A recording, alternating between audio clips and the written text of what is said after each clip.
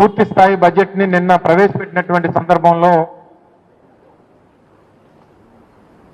రాష్ట్ర ప్రజలందరూ కూడా సరే ప్రభుత్వం ఏర్పాటైన తర్వాత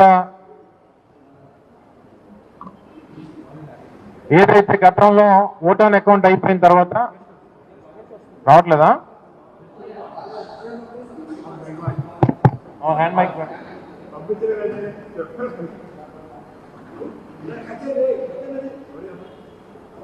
hello hello hello hello hello hello hello hello hello hello hello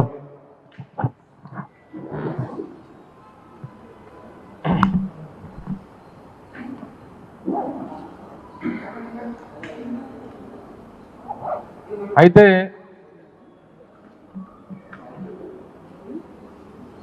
2025-26 సంవత్సరానికి సంబంధించి నిన్న ప్రభుత్వం పెట్టినటువంటి బడ్జెట్ దాదాపు 3,22,000 కోట్ల రూపాయలతో నిన్న బడ్జెట్ ప్రవేశపెట్టినప్పుడు రాష్ట్ర ప్రజలు అందరూ కూడా చాలా ఆశగా ఎదురు చూశారు. సహజంగా ఒక ప్రభుత్వం బడ్జెట్ ప్రవేశపెట్టేటువంటి సమయంలో రాష్ట్రంలో ఉన్నటువంటి పేదవారు ప్రభుత్వం మీద ఆధారపడినటువంటి కుటుంబాలు ఆ బడ్జెట్లో పొందుపరిచేటువంటి కేటాయింపుల్లో ఆ కేటాయింపుల ద్వారా మన జీవితాలు మారుతాయి, మన జీవన విధానం మారుతుంది, మన ప్రాంతాలు అభివృద్ధి చెందుతాయి, మన భవిష్యత్తు బాగుంటుంది అని చెప్పి రాష్ట్రంలో ముఖ్యంగా పేదవారు ఎదురు చూస్తారు. వీటన్నిటికన్నా మించి బడ్జెట్ పెట్టేటువంటి ప్రభుత్వం ఆ ఎన్నికల్లో ఇచ్చినటువంటి హామీలు ఏ రకంగా నిలబెట్టుకుంటున్నారు, ఇచ్చినటువంటి హామీలు నిలబెట్టుకున్నటువంటి క్రమంలో మన భవిష్యత్తు బాగుంటుంది అని చెప్పి ఎదురు చూసినటువంటి రాష్ట్ర ప్రజలకి పూర్తిగా నిరాశ ఎదురైంది అనేటువంటి విషయంలో ఏ రకమైనటువంటి సందేహం లేదు. ఆద్యాంతం బడ్జెట్ ప్రసంగంలో మాట్లాడినటువంటి అన్ని అంశాలని మనం ఒకసారి పరిశీలిస్తే అధికారంలోకి వచ్చినటువంటి 9 మాసాలు పూర్తయిపోయి దగ్గర సంవత్సరం పూర్తవుతున్నటువంటి సందర్భంలో ఇప్పటికీ కూడా బడ్జెట్ ప్రసంగం ఆద్యాంతం కూడా జగన్మోహన్ రెడ్డి గారిని విమర్శించడానికి, గత ప్రభుత్వాన్ని తప్పుపట్టడానికి, ఇప్పుడు అధికారంలో ఉన్నటువంటి చంద్రబాబు నాయుడు గారిని వారి కొడుకుని పొగడ్డానికి బడ్జెట్ ప్రసంగం అంతా కూడా కనబడింది తప్ప ఈ రాష్ట్రంలో ఉన్నటువంటి పేదవాడి తాలూకా జీవన విధానాన్ని మార్చడానికి ఎక్కడ కూడా ఆ ఉద్దేశంతో ప్రభుత్వం ఎక్కడ కూడా బడ్జెట్ని పొందుపరచలేదు అనేటువంటిది ఈరోజు వైఎస్ఆర్ కాంగ్రెస్ పార్టీ కానీ రాష్ట్రంలో పేదవాడు కానీ భావిస్తూ ఉన్నాడనేటువంటి విషయాన్ని సందర్భంగా తెలియజేస్తా ఉన్నాం. నిత్యం జగన్నామ స్మరణం. మీరు అధికారంలోకి వచ్చారు, సంవత్సరం పూర్తయిపోతూ ఉంది, ఇప్పటికే ఒక బడ్జెట్ని ప్రవేశపెట్టారు, రెండోసారి పూర్తి స్థాయి బడ్జెట్ని ప్రవేశపెట్టారు. మా అయితే ఇంకో 3 సార్లు మీరు ఈ ప్రభుత్వంలో మీరు మరో 3 సార్లు బడ్జెట్ ప్రవేశపెట్టగలరు. ఇప్పటికీ కూడా ఇంకా జగన్మోహన్ రెడ్డి గారి మీద పడేయడం తప్ప గత ప్రభుత్వం చేసినటువంటి కార్యక్రమాలు, అప్పుడు ఇచ్చినటువంటి సంక్షేమ పథకాలు సరే మీరు ఎలాగ ఇవ్వలేరు, మీ చేత కాదు. మీరు కేవలం ప్రజల తాలూకా ఆశల్ని, వారి నమ్మకాన్ని, వారు ఏదైతే ఈ ప్రభుత్వం వస్తే జగన్మోహన్ రెడ్డి గారి కన్నా మేలైనటువంటి పథకాలు ఇస్తారు, జగన్మోహన్ రెడ్డి గారు ఇచ్చినటువంటి సంక్షేమ కార్యక్రమాల కన్నా మెరుగ్గా ఇస్తారు, ఇంకా ఎక్కువ ఇస్తారు, 2 3 ఎక్కువ ఇస్తారు అని చెప్పి పాపం ఆశపడి ప్రజలు ఓట్లేస్తే సరే మనం జీవితంలో అనేక సందర్భాల్లో చూస్తాం. నమ్మిన వాడినే మోసం చేయగలరు. మనం ఎవరినైతే ఎక్కువ నమ్ముతామో వాళ్ళే మనం మోసం చేయగలరు. ఆ రకంగానే గతంలో అనేక సందర్భాల్లో చంద్రబాబు నాయుడు గారు అంటే మోసం అని చెప్పి తెలిసిన గతంలో ఆయన 3 సార్లు ముఖ్యమంత్రిగా ఇచ్చినటువంటి మాటని ఎప్పుడు నిలబెట్టుకోకపోయినా ఆయన చూపెట్టినటువంటి ఆశని ఈరోజు ప్రజలు నమ్మి ఓట్లేసినందుకు మళ్ళీ నట్టేట ముంచేసేటువంటి కార్యక్రమాన్ని చేశారు. ఎక్కడ సూపర్ 6 సంబంధించి ఎన్నికల్లో అధికారంలోకి రావడానికి, ప్రభుత్వాన్ని ఏర్పాటు చేయడానికి ప్రధానమైనటువంటి ఒక ఆయుధంగా వాడుకున్నటువంటి సూపర్ 6 ఏమైపోయిందో తెలియదు. పోనీ ఇచ్చినటువంటి మాటను నిలబెట్టుకుంటారా అంటే ఆ నమ్మకం ప్రజలకు లేదు. ఎందుకు లేదు అని అంటే గతంలో నవంబర్లో 2024-25 సంబంధించినటువంటి బడ్జెట్ని, సరే అధికారంలోకి వచ్చినటువంటి 6 నెలల తర్వాత మీరు బడ్జెట్ని ప్రవేశపెట్టారు. బడ్జెట్ ప్రవేశపెట్టినప్పుడు ఏం చెప్పారు? ఏదైతే అమ్మఒడి మీరు దాని పేరు మార్చి తల్లికి వందనం అని చెప్పి పేరు మార్చి 5,300 కోట్ల రూపాయలు అందులో పొందుపరిచారు. ₹1 విడుదలైందా? ఎవరికన్నా ఒక తల్లికో ఒక బిడ్డకో ₹1 ఇచ్చారా? లేదు. రైతు భరోసా కింద ఏదైతే మీరు అన్నదాత సుఖీభవ అని చెప్పి పేరు మార్చి మీరు చెప్పారో దానికి ఒక 1,000 కోట్ల రూపాయలు కేటాయింపులు చేశారు. ₹1 చెల్లించలేదు. సరే, ఇంకా ఫ్రీ బస్సు గురించో లేదా మహిళలకు ఇస్తామన్నటువంటి నెలకు 1,500 రూపాయల గురించో లేదా నిరుద్యోగులకు ఇస్తానన్నటువంటి 3,000 రూపాయల గురించో లేదా సంవత్సరానికి ఇస్తానన్నటువంటి 3 సిలిండర్ల గురించో వీటి గురించి ప్రస్తావనే లేదు. సరే, దీని గురించి పక్కన పెడదాం. మళ్ళీ నిన్న మీ బడ్జెట్ కేటాయింపుల్లో ఈ సంవత్సరం తల్లికి వందనం కింద 9,000 కోట్ల రూపాయలు కేటాయించారు. సరే, ఇస్తారో ఎవరో అనేటువంటిది తర్వాత విషయం. మీరు ఇచ్చినటువంటి ఎన్నికల హామీ ఏంటి? రాష్ట్రంలో ఎంతమంది 1వ తరగతి నుంచి 12వ తరగతి వరకు పిల్లలు ఉంటారో తల్లికి ఎంతమంది పిల్లలు ఉంటే అంతమంది పిల్లలకి సంవత్సరానికి 15,000 రూపాయలు ఇస్తామన్నారు. ఎందుకంటే గతంలో మేము ప్రభుత్వంలో ఉన్నాం. మేము అమ్మఒడి కింద అనేక పథకాలు అనేక సందర్భాల్లో 5 సంవత్సరాలు వారికి 15,000 రూపాయలు చొప్పున చెల్లించాం.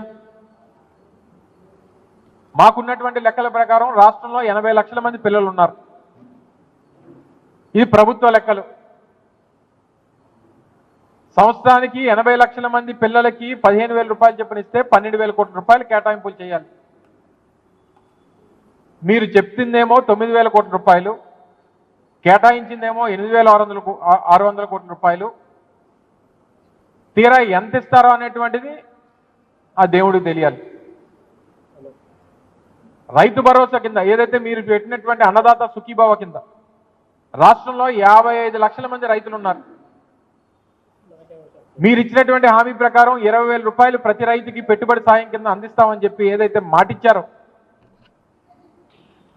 ఆ పెట్టుబడి సాయం కింద ఇస్తానన్నటువంటి దానికి 11,000 కోట్ల రూపాయలు కేటాయింపులు చేయాలి. మీరు కేటాయించింది 6,500 కోట్ల రూపాయలు. సరే, ఇందులో ఎంతమందికి ఇస్తారు? అసలు ఇస్తారా ఇవ్వరా? లేదా గతంలో కేటాయింపులు మాత్రమే చేస్తాం, డబ్బులు విడుదల చేయాల్సినటువంటి పరిస్థితి వస్తుందా రాదా, ఇస్తారా ఇవ్వరా అనేటువంటిది మళ్ళీ ఆ దేవుడికి తెలియాలి. మేము అధికారంలోకి వచ్చిన తర్వాత 2019లో మా మేనిఫెస్టో ఏదైతే ప్రజలకు చెప్పామో దాన్ని ఒక భగవద్గీతగా, ఒక బైబిల్గా, ఒక ఖురాన్గా భావించి, అంత పవిత్రంగా భావించి రాష్ట్రంలో ఉన్నటువంటి అన్ని ప్రభుత్వ కార్యాలయాలు, ముఖ్యమంత్రి గారి కార్యాలయం దగ్గర నుంచి రాష్ట్రంలో ఉన్నటువంటి అన్ని ప్రభుత్వ కార్యాలయాల్లో దాని ప్రముఖంగా వచ్చినటువంటి ప్రతి వ్యక్తికి, ప్రజలందరికీ కూడా అది తెలియాలి. ఎప్పటికప్పుడు ప్రభుత్వం గుర్తు చేసుకోవాలి. ఇచ్చినటువంటి హామీలను నిలబెట్టుకునేటువంటి దిశగా ముందుకు వెళ్ళాలన్నటువంటి ఉద్దేశంతో ముందుకెళ్ళాం. దగ్గర 99% హామీలు అమలు చేశాం. ఇచ్చినటువంటి ప్రతి హామీని నిలబెట్టుకున్నాం. అన్ని కార్యక్రమాలు చేసి అన్ని పథకాలు అమలు చేసి ఇవన్నీ అమలు చేసినటువంటి జగన్మోహన్ రెడ్డి గారిని చూశారు. ఈరోజు ఇచ్చి హామీలు ఇచ్చి మోసం చేస్తున్నటువంటి చంద్రబాబు నాయుడు గారిని చూస్తూ ఉన్నారు. దీనివల్ల ఈరోజు జగన్మోహన్ రెడ్డి గారి తాలూకా విలువ రాష్ట్రంలో పేదవాడికి మరింతగా జగన్మోహన్ రెడ్డి గారు హామీ ఇస్తే ఏ రకంగా నిలబెట్టుకుంటాడు అనేటువంటి దానికి ఒక ఉదాహరణగా ఈరోజు కనబడతా ఉంది. 9 నెలలు పూర్తయిపోతా ఉంది. క్యాపిటల్ ఎక్స్పెండిచర్ ఏమో 24,000 కోట్ల రూపాయలు చెప్తారు, ఖర్చు పెట్టిందేమో 11,000 కోట్ల రూపాయలు. ఈరోజు కేంద్రంలో ఉన్నటువంటి ప్రభుత్వం, సంకీర్ణ ప్రభుత్వం ఈరోజు మీ మద్దతు ద్వారా నడుస్తూ ఉంది. కేంద్రం నుంచి రావాల్సినటువంటి డబ్బు కూడా దగ్గర 22,000 కోట్లు 23,000 కోట్ల రూపాయలు వస్తాయి ఈ సంవత్సరానికి అని చెప్పని అన్నారు. వచ్చింది 12,000 కోట్ల రూపాయలు. జగన్మోహన్ రెడ్డి గారి ప్రభుత్వం మీద, గత ప్రభుత్వ పాలన మీద ఎన్నికల ప్రచారంలో గతంలో మేము అధికారంలో ఉన్నప్పుడు తప్పుడు ప్రచారాలు చేసి 15 లక్షల కోట్లు, 14 లక్షల కోట్లు, 13 లక్షల కోట్లు, 10 లక్షల కోట్లు జగన్మోహన్ రెడ్డి గారు అప్పులు చేశారని చెప్పి ప్రజల్ని నమ్మించి మోసం చేసి ఈరోజు అప్పుల గురించి ప్రస్తావించడానికి బడ్జెట్లో భయపడేటువంటి పరిస్థితులు మీకు కనబడతాం. ఈ రాష్ట్రంలో గతంలో ప్రభుత్వం మేము అధికారంలో ఉన్నప్పుడు ఈ రాష్ట్ర ప్రజలకి మంచి చేయడం కోసం, సంక్షేమాన్ని అందించడం కోసం గత 5 సంవత్సరాల్లో కోవిడ్ కష్టకాలంతో సహా ప్రపంచవ్యాప్తంగా ఉన్నటువంటి ఆర్థికపరమైనటువంటి ఇబ్బందులను ఎదుర్కొన్నటువంటి సందర్భంలో ఏ రోజు సంక్షేమం అనేటువంటిది ఆగలేదు ఈ రాష్ట్రంలో. 5 ఏళ్లలో మేము చేసినటువంటి అప్పు రమారమి నాకు తెలిసి 3,95,000 3,90,000 కోట్ల రూపాయలు. అప్పటికే 2019 సంవత్సరానికి మేము అధికారంలోకి వచ్చేటటువంటి సమయానికి చంద్రబాబు నాయుడు గారు అప్పచెప్పింది మరో 3 లక్షల కోట్ల రూపాయలు. మొత్తం మీద మేము మొన్న అధికారంలోంచి పోయేటువంటి సమయానికి 2024 మేము ఏ రోజైతే అధికారాన్ని కోల్పోయామో ఆ సమయానికి రాష్ట్రం తాలూకా అప్పు 7 లక్షల కోట్ల రూపాయలు. కానీ మీరు చెప్పింది 14 లక్షలు, 12 లక్షలు, 13 లక్షలు, 10 లక్షలు. రాష్ట్రం శ్రీలంక అయిపోతుంది, రాష్ట్రం జింబాబ్వే అయిపోతుంది, మరోటి అయిపోతుంది అని చెప్పి మీరు లేనిపోయినటువంటి ఆరోపణలు ప్రభుత్వం మీద చేసి ప్రజల్ని నమ్మించి ఓట్లు వేయించుకొని అధికారంలోకి వచ్చి మీరు చేసేటువంటిది మోసం. ఇదంతా కూడా ఈరోజు ప్రజలు గమనిస్తూ ఉన్నారు. ప్రజల పక్షాన వైఎస్ఆర్ కాంగ్రెస్ పార్టీ జగన్మోహన్ రెడ్డి గారి నాయకత్వంలో పోరాటం చేస్తుంది.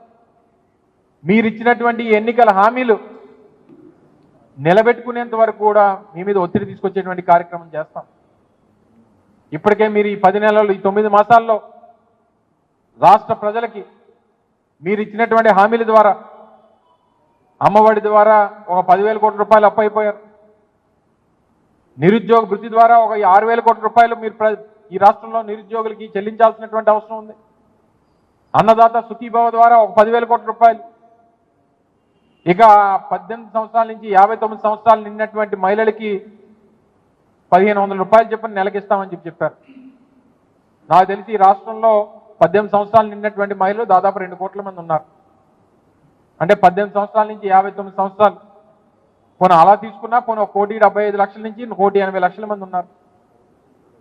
వారికి మీరు ఇచ్చినటువంటి ఎన్నికల హామీ ద్వారా మీరు కేటాయించాల్సినటువంటి ఈ డబ్బు దాదాపు 27,000 నుంచి 28,000 కోట్ల రూపాయలు, ఒక్క రూపాయి కేటాయించలేదు. నిరుద్యోగులకి 20 లక్షల మంది నిరుద్యోగులకి 3,000 రూపాయలు చెప్పిన నెలకు 600 కోట్ల రూపాయలు చెల్లించాలి. అంటే సంవత్సరానికి 7,200 కోట్ల రూపాయలు చెల్లించాల్సినటువంటి పరిస్థితిలో ఒక్క రూపాయి కేటాయింపు బడ్జెట్లో లేదు. ఫ్రీ బస్సు కింద దాదాపు 2,500 కోట్ల రూపాయలు బడ్జెట్లో కేటాయించాలి, బడ్జెట్లో లేదు. అలాగే 3 సిలిండర్లకు సంబంధించి 4,500 కోట్ల రూపాయలు బడ్జెట్లో కేటాయించాల్సినటువంటి పరిస్థితి వస్తే 2,500 కోట్ల రూపాయలు అందులో కేటాయించి చేతులు దులుపుకున్నారు. ఫ్రీ బస్సు గురించి అడిగితే గతంలో అనేక సందర్భాల్లో మీ అందరికీ తెలుసు, కర్ణాటకలో ఫ్రీ బస్సు పెట్టారు. తర్వాత హైదరాబాద్లో ఫ్రీ బస్సు తెలంగాణలో కాంగ్రెస్ పార్టీ చెప్పింది. ఆంధ్రాలో ఆ రెండు చూసి మీరు హామీ ఇచ్చారు. అడిగితేనేమో దసరా అన్నారు. దసరా వెళ్ళిపోయింది. తర్వాత అడిగితే దీపావళి అన్నారు. దీపావళి వెళ్ళిపోయింది. తర్వాత సంక్రాంతికి వస్తున్నాం అన్నారు. సంక్రాంతికి వస్తున్నాం సినిమా వచ్చింది తప్ప ఫ్రీ బస్ రాలేదు.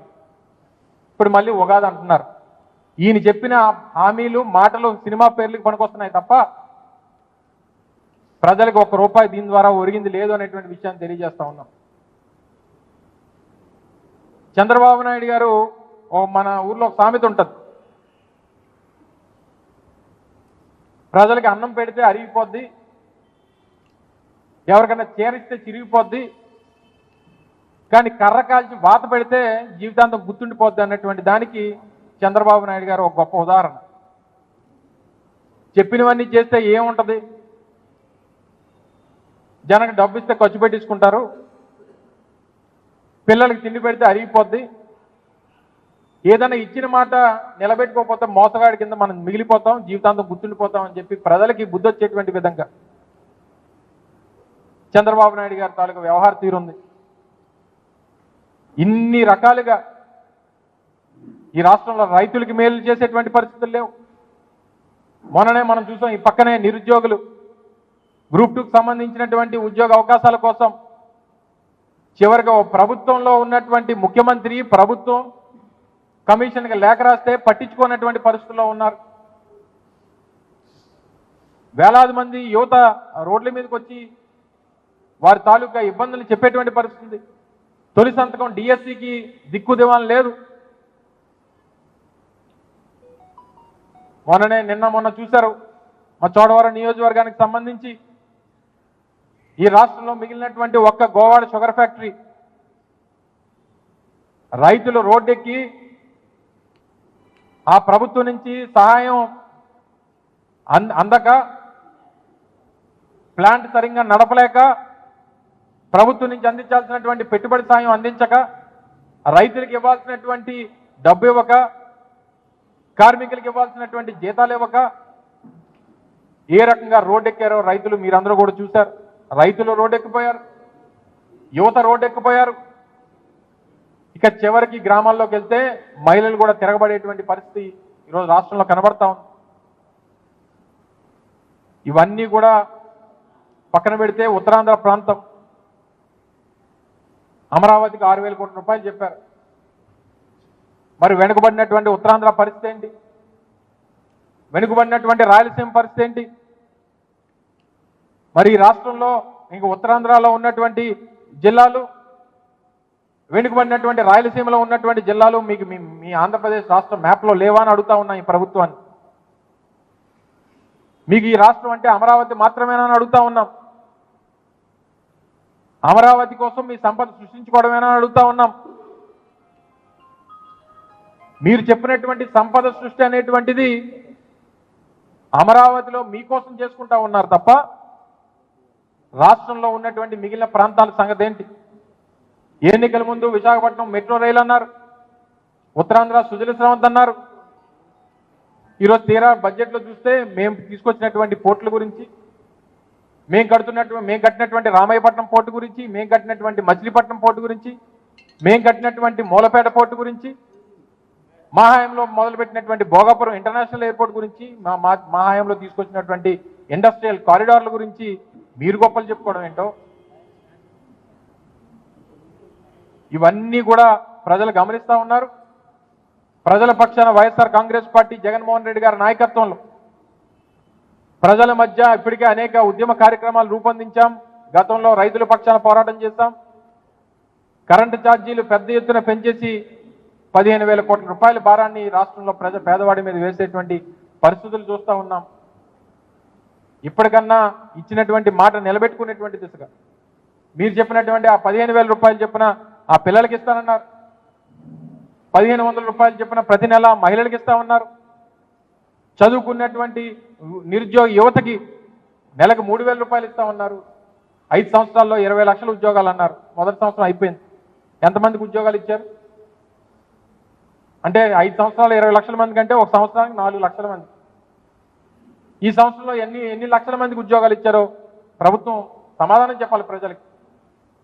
మండలిలో మా సభ్యులు అడిగితే ఇస్తామని చెప్పాం కానీ మేము చెప్పాం కానీ ఇప్పటికి ఇంక ఇవ్వలేదు అనేటువంటి మాట ముఖ్యమంత్రి గారు కొడుకు చెప్తా ఉన్నాడు.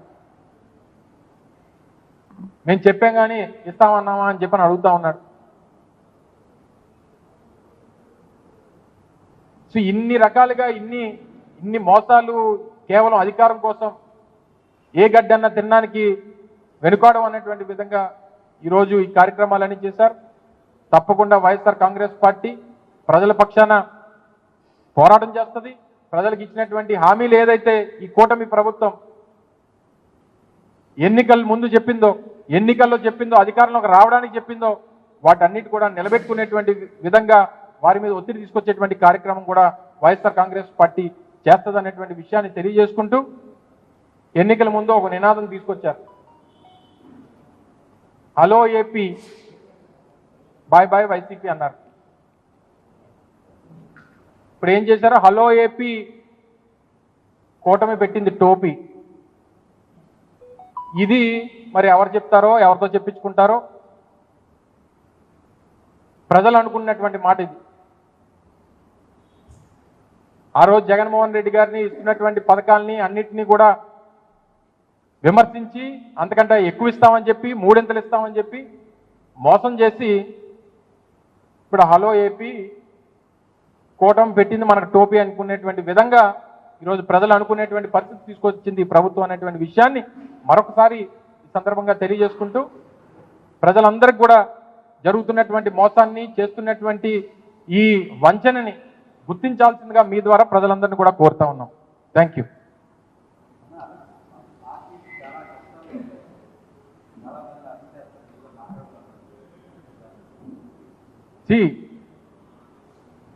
ప్రభుత్వం తాలూకా పనితీరు మీద, వారి తాలూకు పరిపాలన మీద శ్రద్ధ పెడితే వీటి మీద పెద్దగా దృష్టి ఉండదు. ఇప్పుడు ఎవరిని అరెస్ట్ చేస్తారు? రేపు పొద్దున్న గట్టిగా మాట్లాడితే మాలాంటి వాళ్ళని, లేదా సోషల్ మీడియాలో ఎవరన్నా ప్రశ్నిస్తే, ప్రభుత్వాన్ని విమర్శిస్తే వాళ్ళని. ఈ ప్రభుత్వం ఏదైనా వారి వైఫల్యాన్ని ఎత్తి చూపేటువంటి ఎవరినన్నా సరే మేము బెదిరించి మా రెడ్ బుక్ రాజ్యాంగాన్ని అమలు చేసి తప్పుడు కేసులు పెట్టి అరెస్ట్ చేసి వాళ్ళు నోళ్లు మూయించేటువంటి ప్రయత్నం చేసేటువంటి దిశగా ఈరోజు ప్రభుత్వం పనితీరు ఉంది.